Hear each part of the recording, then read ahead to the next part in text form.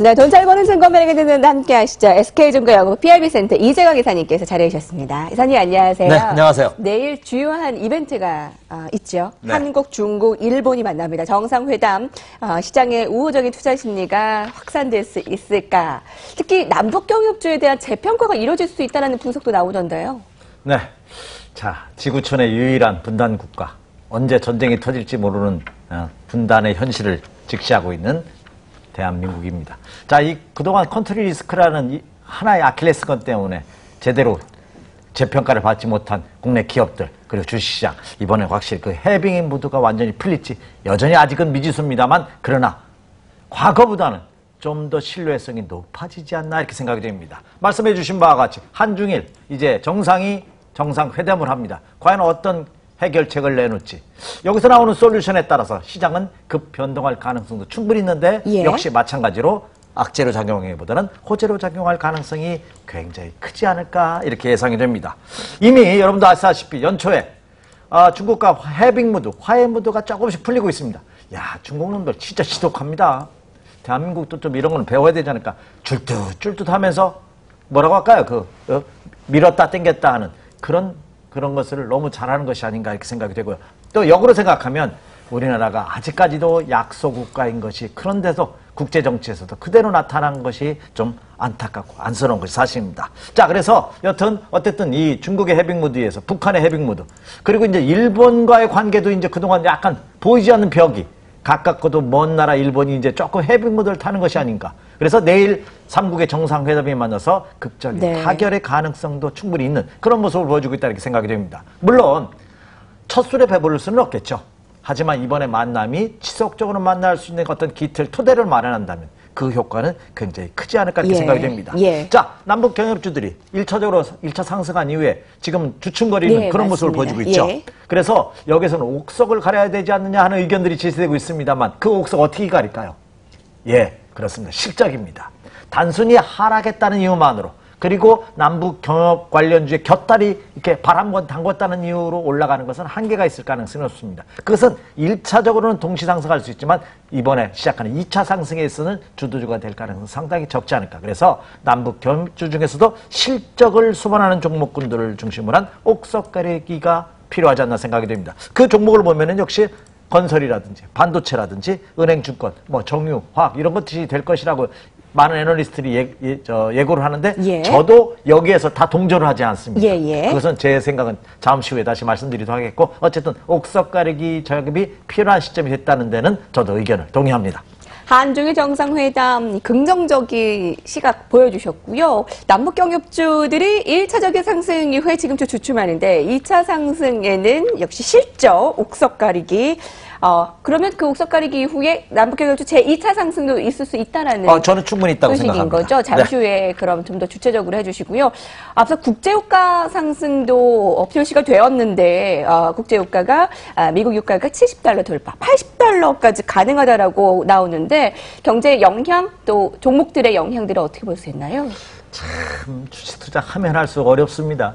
자, 유가가 너무나 급락하는 것도 안 좋습니다. 왜냐면 중동국가 위기감이 산재했기 때문에 중동국가 위기감은 특히 건설 경기, 세계 경기에 미치는 영향이 굉장히 큽니다. 그래서 주가가 점진적으로 상승하는 것이 좋은데, 근데 유가가 너무 급등해버리면요, 이것도 문제가 됩니다. 왜냐면 원유 수입 단가, 특히 우리나라 같이 부전자연 없는 나라이기 때문에 모든 것을 수입을 하거든요. 근데 원유 수입 단가가 높아지면 모든 생산자 물가가 높아지는 그런 모습을 보여주고 있기 때문에 이 또한 안 됩니다. 그래서 최근 들어서 뱅크 오브 아메리카죠. BOA에서는 유가가 80달러선까지 갈 수 있겠다 하는 분석 자료를 내놓고 있습니다. 지금 어제 종가를 본다면요, 브렌트 유가 같은 경우는 76달러선을 넘어서고 있고요. 그리고 WTI가 70달러선을 근 4년여 만에 돌파하는 그런 모습으로 강세를 보이고 있습니다. 그리고 우리나라가 많이 거래하는 두바이 유가 같은 경우는 72달러선을 넘어서고 있는 그런 모습을 보여주고 있기 때문에 이 유가의 급등이 또 하나의 주가의 걸림돌이 되지 않을까 하는 우려감이 대두되고 있습니다. 그리고 또 중요한 거 하나.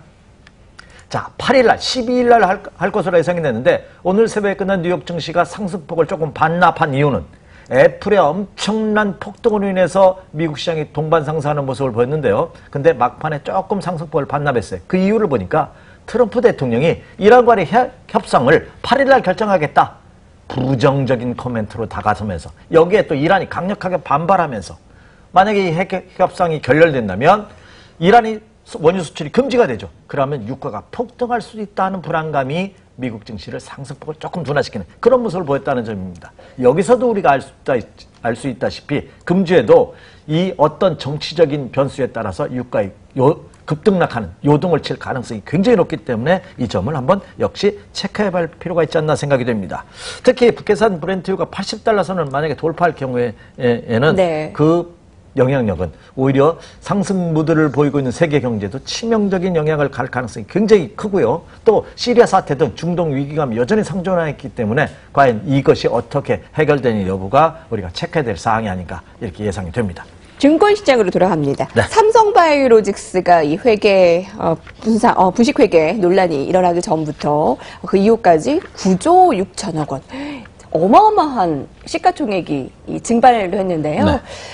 주가가 지난주에 최악의 한 주를 보냈다라고 평가 30% 떨어져서 시가총액 6위에서 시총순위 11위로 밀려났습니다. 그렇죠. 오늘 반등 나오잖아요. 네, 이제 그렇습니다. 반등에 좀 의미를 부여할 수 있을까요? 앞으로의 영향은요? 네, 결론부터 말씀드릴까요? 네. 저는 주가가 상승하면요 상승이라는 표현을 쓰고 반등이라는 표현을 씁니다. 반대로 주가가 하락하면요 눌림목이라는 표현을 쓰고 조정이라는 표현을 씁니다. 그러면 상승할 때 상승이라는 표현을 쓰지 않고 반등이라는 표현은 뭘까요? 그냥 급락을 했으니까 조금 올라온다는 얘기죠. 이 반등이 상승으로 전환되는 모습을 확인하는 것이 본격적인 매수의 시작이고 상승의 시작입니다. 자, 그렇다고 본다면 다시 하락을 얘기해 볼까요? 하락하고 있어요. 눌림목입니다. 눌림목이는 뭐야?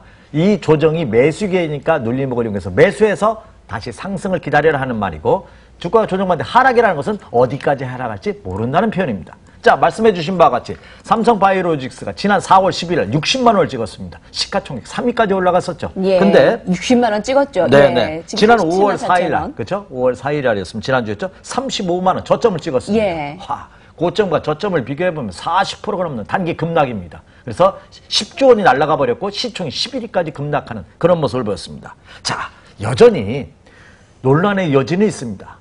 자, 결론부터 말씀드리면 주가는 바닥일 수는 있습니다. 하지만 주가의 바닥에서 매수하는 것이 아니라 상승 전환을 확인하고 매수한다는 점을 감안해 본다면 아직도 매수 타이밍은 아니란 얘기죠. 그리고 시장 상황도 말씀드렸다시피 금융위원회에서 이것이 만약에 회계 처리를 부정으로 회계 처리 분식회계를 일으켰는데 이것이 만약에 고의성으로 판단될 시에는 과징금 규모가 어마어마합니다. 그리고 오히려 거래 정지까지도 일어날 수 있기 때문에 그 영향은 엄청나지 않나 생각이 됩니다. 물론 아직까지는 거기까지 갈 것이라고 저는 예상하지는 않지만 여전히 논란의 여진이 있다. 오늘 반등은 보여주고 있지만 아직도 삼성바이오로직스는 급락에 따른 자율적인 반등 이상의 의미를 부여하기는 어렵다. 그래서 매매하고자 하시는 분이라면 템포를 좀 늦춰잡아갈 필요가 있겠다. 이렇게 말씀을 드립니다. 네, 이장학 기사님의 의견은 오늘 삼성바이오로직스 자율 반등 이상의 의미를 부여하기를 아직 이르지 않겠느냐. 오늘의 반등은 그동안 너무 떨어진 것에 대한 반등.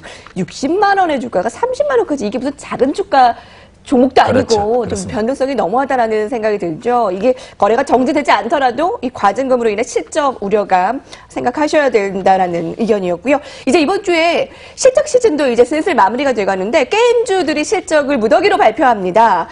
좋은 실적을 낼 것으로 보이는데 반등에는 좀 역부족이라는 말은 무슨 얘기인가요? 네. 자, 1, 4분기에 실적이 너무 안 좋았기 때문에 상당히 조정을 깊게 받았죠. 대표적으로 NC소프트, 카카오, 펄어비스, 웹젠, NHN 엔터테인먼트, 게임빌이 이번 주에 실적을 발표합니다. 자, 근데 실적 발표 이후에도 그냥 지난 1, 4분기가 워낙 주춤했기 때문에 그냥 1, 4분기보다 좀 나아질 거라는 기대감은 있습니다만 여전히 신작 발표가 미비합니다. 그렇기 때문에 급락에 따른 자율적인 반등 이상의 의미는 아직까지는 부여하기는 어렵지 않을까. 그래서 아직 게임즈에 대한 관심을 갖고 계시는 분이라면 철저하게 좀 시간 텀을 가지고 여유롭게 접근하시는 전략이 필요하겠고 여전히 상승 전환하는 모멘텀을 한번 확인할 필요가 있겠다. 이렇게 말씀을 드립니다. 그럼 좋은 실적이 아니라 실적 모멘텀을 부재로 오히려 받아들여야 되겠네요. 네네. 반등 아무래도 좀 더 쉽지 않을 것이다. 단기 반등은 가능하지만 아무래도 좀 보수적인 의견이었고요. 게임주에 대해서는 국내외 이벤트가 이번 주에 상당히 많습니다. 전망과 전략 정리해 주시죠. 네, 오늘 삼성전자가 모처럼 반등에 성공하고 있습니다. 자, 미국 주가를 9월에 손길을 뻗친 것이 애플이었죠.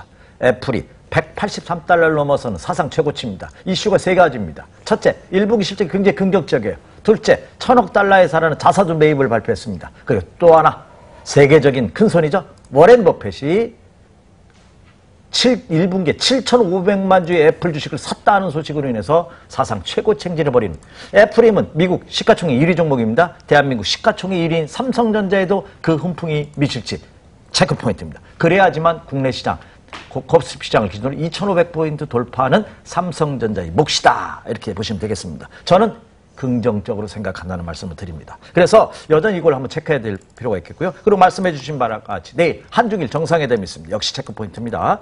그리고 10일날 옵션 만기인데 단순 옵션 만기이기 때문에 그 영향은 크지 않을 것으로 보입니다. 그리고 중요한 거 하나, 8일날 트럼프 대통령이 관한 이란 핵 협상을 파기할지 여부 체크해 주십시오. 이렇게 말씀을 드리고요. 지금 미국 시장에서 하나의 아킬레스건이 금리 인상이죠. 이번 주 계속해서 그 연방은행 총재의 연설이 있습니다.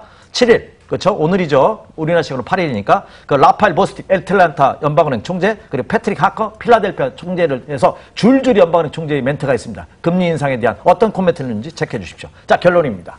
저는 여전히 상승 기조가 유지되고 있다고 봅니다. 그래서 매수 전략에는 변함이 없습니다. 다만 국내 시장의 경우는 어제까지 불안한 요소가 있어요. 그래서 오늘은 철저하게 양봉시 상승을 확인하고 상승시 매수하는 전략.